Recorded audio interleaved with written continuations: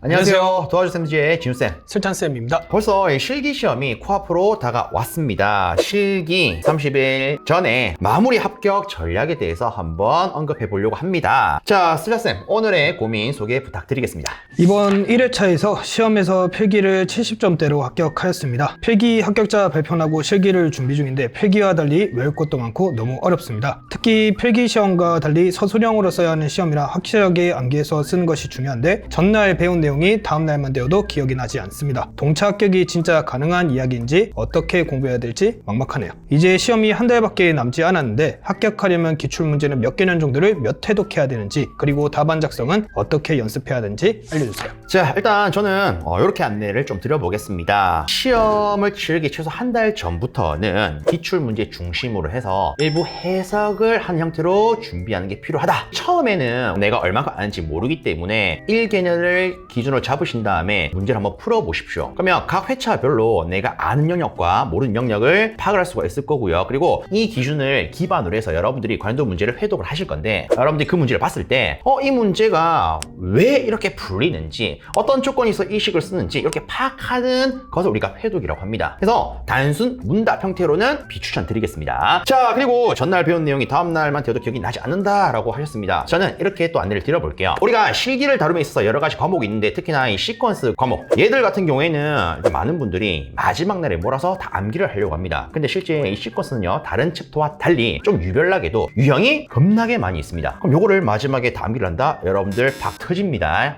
머리 깨져요. 이 시퀀스는 처음부터 꾸준히 보시는 걸 추천을 드리겠습니다. 그리고 우리가 한 번 보고 나서 며칠 뒤에 본다? 솔직히 다 까먹죠. 그래서 하루에 이제 1시간씩만이라도 시퀀스에 투자하셔가지고 꾸준히 보시는 걸 추천드리겠습니다. 자, 그리고 저는 어떻게 공부를 했었느냐, 일단 최근 2개년을 기준으로 먼저 보고요. 그 다음부터는 반복해서 증가시킨 형태로 봅니다. 예를 들어 24년 기준으로 말한다면 24년, 22년을 봅니다. 자, 그 다음에 한 번 더 볼 때는 2개년을 증가시켜서 반복 학습하시는 거예요. 23년, 22년, 추가로 21년, 20년. 그 다음에 한 번 더 반복할 때는 이 4개에다가 그 다음 2개년을 추가를 하시는 거죠. 실제 이렇게 하면 계속 반복적으로 보기 때문에 우리 머릿속에는 오래 맴돌게 됩니다. 보통 20개년 국룰 아니에요? 와, 이거 언제 다 보죠? 이렇게 생각하시는데, 이렇게 반복적으로 보시다 보면 20개년까지 안 보시더라도, 솔직히 12개년까지만 보시더라도 그에 대한 내용 대부분은 머릿속에 남아있는 걸 느끼시게 될 거야. 그 다음에 이어서 조금 말씀드리면, 아무래도 시험이 한 달밖에 남지 않았기 때문에 시간이 많이 부족하다, 그쵸? 그래서 일단 시간을 아낄 수 있는 방법 같은 경우에는, 일단 틀린 문제를 체크할 때 어떠한 방법이 있냐면, 나는 무조건 이 문제를 못 푼다, 그런 것들은 문제에다가 여러분들이 X 표시를 하시고요. 그 다음에 요거는 좀 쉬운 것도 아니고 어려운 것도 아니고 되게 애매하다, 그 문제에다가는 여러분들이 세모표를 하시고요. 자, 그 다음에 나는 이 문제를 무조건 풀 수 있다 라고 하는 것들은 무조건 동그라미를 이렇게 치셔가지고, 무조건 풀 수 있는 문제들 같은 경우에는 제외하고 여러분들이 세모 표시한 것이랑 X 표시한 것들을 보시게 되면 시간을 조금 아끼면서 공부를 하실 수가 있을 겁니다. 그 다음에 우리 기사 기출을 충분히 학습을 한 경우에는 산업기사 기출 문제 보시는 걸 제가 추천을 드리고요. 기사 문제에 산업기사 문제가 나올 때도 있고, 산업기사 문제에 또 기사 문제가 나오는 경우들도 가끔씩 있기 때문에 이런 것들도 보고 가면 좋다, 이렇게 말씀을 조금 드리겠습니다. 근데 과연 이유가 있을까요?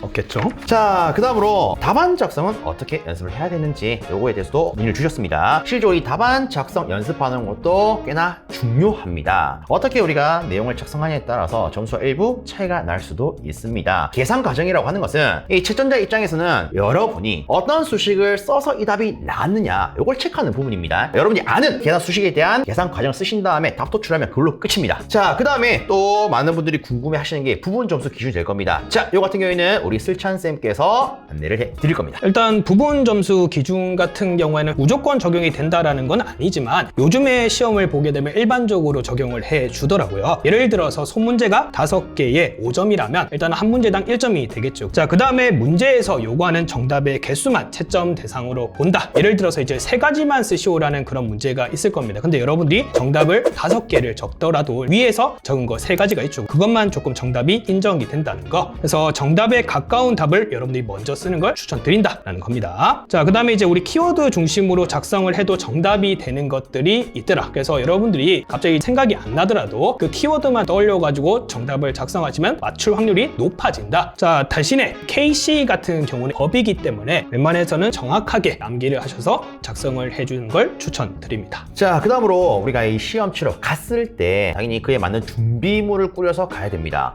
이 중에 겁나게 중요한 게 뭡니까? 바로 신분증이죠. 요거 놔두고 가면 여러분들 우리 또 봐야 돼요. 그 다음으로 우리 시험장에 들고 갈 수 있는 거의 핵무기급 아이템이 있습니다. 이게 뭘까요? 계산기죠. 그렇죠. 계산기입니다. 그래서 이 계산기 무조건 들고 가셔야 돼요. 그 다음으로 우리 실기시험, 즉 서술형 같은 경우에는 검은색 볼펜을 가지고 답안을 쓰도록 되어 있습니다. 야, 근데 적색 볼펜을 들고 왔다. 어떻게 될까요? 그럼 바로 이제 나가야죠. 그죠? 그렇죠. 눈물 납니다. 그리고 시험지에 연습란이 있지만 이 연습란을 생각외로 활용을 못 하신 분들이 있습니다. 그래서 좀 걱정이 된다면 샤프, 그리고 이놈을 지울 수 있는 지우개까지 구비를 하시길 바랍니다. 그리고 실제 여기서 겁나게 중요한 게 한 가지가 더 있습니다. 뭐가 있을까요? 뭔데요?